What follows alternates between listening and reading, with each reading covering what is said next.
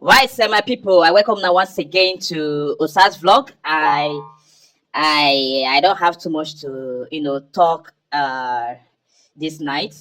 Just that I want to share you guys what have been happening in Minnesota. There's a I don't know if I should call him an activist or a fighter. An activist is also a fighter, yes. But I don't know the word to use to describe this young, vibrant, young man that has this charisma, is so patriotic to his country. He has been doing a wonderful job ever since I don't know. I don't want to say Donald Trump entered, but I want to say ever since he started his his activism. He has been doing a fantastic job. He has been moving around. He has to investigate a lot of things.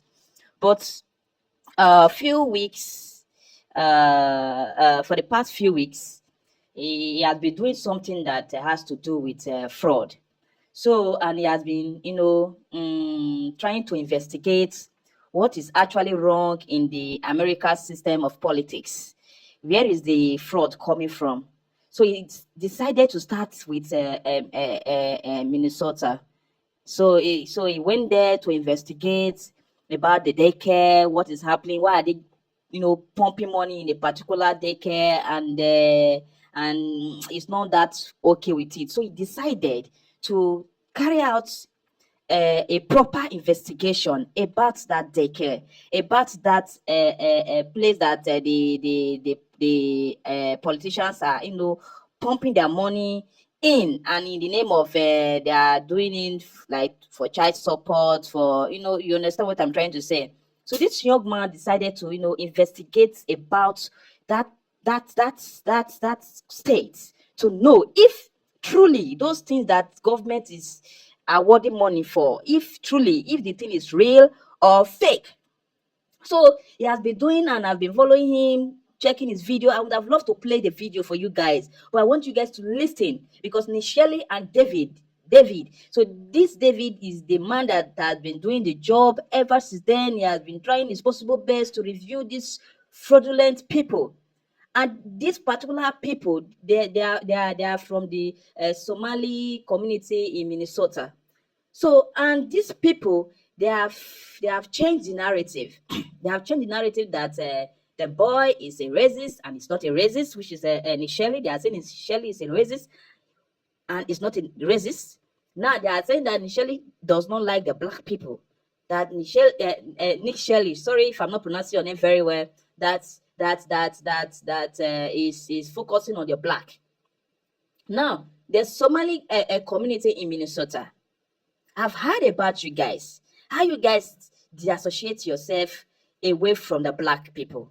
You don't like to associate with the black. You don't want them to address you as the black people. You don't want them to address you that you are from Africa. But now that Nickshirley decided to investigate about your community, you are now saying that Nickshirley does not like the black people. Now you have accepted that you are not a black person. You have accepted now that you are from Africa. Do you want us to fight for you? When we called you sister, brother, you turned your back against us. But right now, you want us to fight for you. That is not possible. So I want this patriotic citizen, Nickshirley and David, to investigate more. So yesterday they actually went to a particular place and they investigated that place. But because those people, they have seen it that this guy is coming to open a hidden truth that they don't want to let go out of the basket. They are now trying to drive him away. So now Nickshirley, this particular one is between Nickshirley and David. So David is trying to tell Nickshirley that this is what has been happening in that community. So please listen to the voice. I can play the video for you to see and listen to, but just try and listen. I don't know if this thing that I'm about to do, if it's against YouTube policy, but I guess it's not. Fraud scandal for years. So here in Minnesota, you have daycare fraud, you have adult daycare Now fraud, this is you Nickshirley have talking. healthcare fraud, and you even have more fraud what's some of the fraud that's also taking place here inside of Minnesota? Well, what I think Now might be David is sort talking. of the heart of the Listen. beast here is this transportation fraud. And what I mean by that is in Minnesota, we have something called non-emergency medical transportation, NEMT. My research has shown that there are about 1,020 such companies in Minnesota, and more than 90% of them are Somali owned. So right here on the table, what do we have? All this information, right? Can you hear that? So I have a number of companies that are located here in the Twin Cities, and this is just a fraction of the companies that are out there. What I found was that the national average for a non-emergency medical transportation company is 20 vehicles per company. A lot of these companies, their address is an apartment, some are in a house, some are in a convenience store, some of them in a vacant building. There's no signage, there's nobody there. And so why would there be such a need for all these transportation companies here inside of Minnesota? So if you think of this transportation as the hub of the wheel, so childcare is a spoke, adult daycare is a spoke, autism is a spoke, the interpreter services, which we can get into, that's another spoke. It all ties back to transportation. Why? Because those meals someone had to deliver those meals, someone has to deliver the kid to autism, or say they did. So it all revolves around the transportation.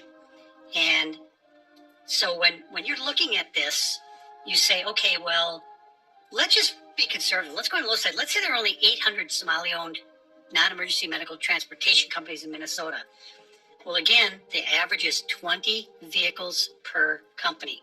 So that's 800 times 20. And the way these NEMT companies are paid is if they bring someone to a doctor's appointment, whatever the case might be, or Costco or wherever they're going, because remember, it's not emergency medical transportation. Well, we went to Costco because they have to eat or they'll die. So that's considered, right? So it's almost impossible to figure out from the outside what exactly the payments are for each of these trips. But I have a pretty good idea. So when someone provides a transportation to a facility or a location, they're also paid for the time to sit there and wait for the appointment to end and then drive the person back. So they're paid 3 different ways. And the average is going to be $50 per trip. So it's going to the appointment as a trip, coming back trip. So that's $100 per round trip.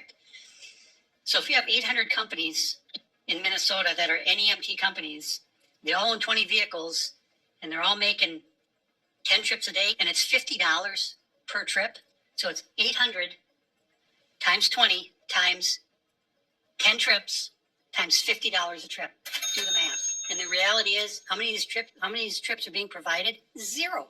They don't have to provide any. Why? Because when they are paid by the state of Minnesota, these companies go online and they fill out a form, and it just says, okay, how many trips, how many miles. They submit that electronically to the state, and boom, they get paid. Wow. Nobody bothers to check. They don't call the dentist. Did this kid show up? They don't do anything. As soon as that form is filed with the state of Minnesota, that payment goes out immediately. Hope you So can hear. essentially, these transportation companies are what hold all of the fraud together, because you have the daycare centers working with the transportation companies, the adult daycare centers working with the transportation companies, the healthcare companies working with the transportation companies. So it's just another way to bill and to also make it look like something's happening here inside of Minnesota. This is the belly of the beast. All of this fraud revolves around these transportation companies. All of it. This touches every part of fraud here in Minnesota. And today we're going to go confront these people. We confronted them last time. There was no kids in any of the child care centers. And today, what do you expect to see? I think we're going to see some vehicles because, when I drive around the cities here, I see these Somalis driving. Mostly it's like a Plymouth Caravan or whatever. And there's never, ever, ever been a passenger. In 7 years, I've never seen a passenger in any of these vehicles. Wow. I've followed some of them. They're going to Costco. They're going to Sam's Club. They're going to Walmart. The driver gets out, goes in there, loads up a shopping cart, comes in, puts it in the van, and off they go back to where they live. And now we're going to go out and see what's happening with these transportation companies. And here's the other thing. Tim Walz and the Department of Human Service, you threw the people of Minnesota under the bus. Shame on you, and I'm coming for you. Shame on them. We are You're coming first, for David. you.